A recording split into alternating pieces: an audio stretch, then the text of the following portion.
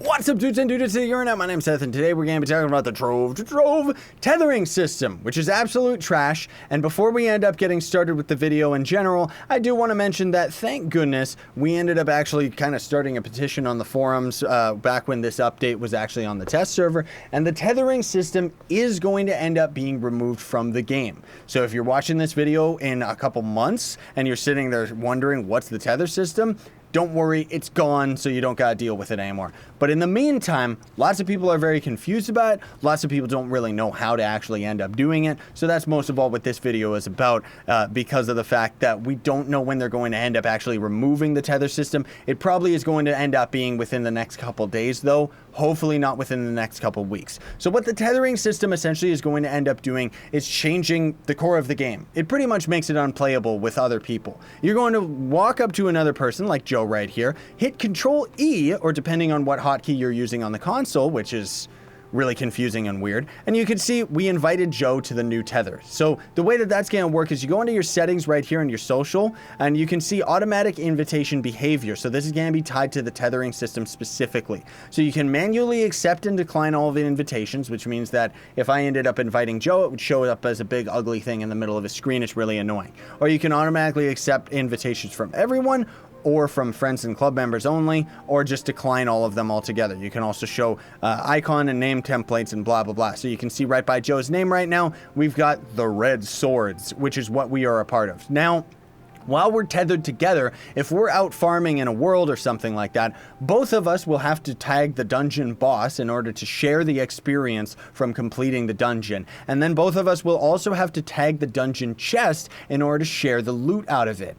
You can't do it if you're not tethered with someone. It just means that someone's just going to end up stealing the XP.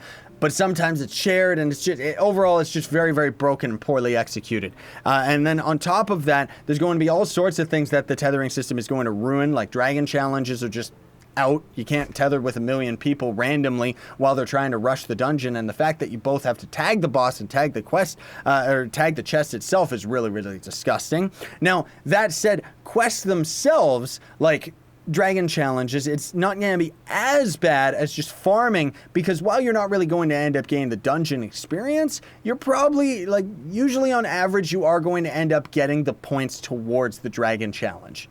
So that kind of ends up working similarly with the club NPCs, where you're going to end up getting the experience and the tag for like enemies and stuff like that, even if you don't actually kill them yourselves. But you're not going to end up getting the experience for completing the quest. You're not going to end up getting the loot out of the dungeon chest unless you end up tagging the bosses or the enemies respectively. And then on top of that, it actually ends up making it so that when people throw down pinatas, you're actually not going to get any items out of the pinatas unless you end up actually tagging the pinata. So keep that in mind, those of you that want to throw your pinatas down.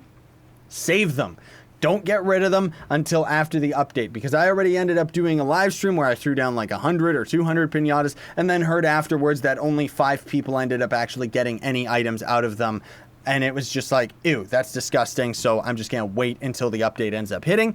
And then otherwise, that pretty much ends up covering it. You know, there's the 3 Trovian dungeon. You're going to end up, of course, getting experience for that with people that you're tethered with.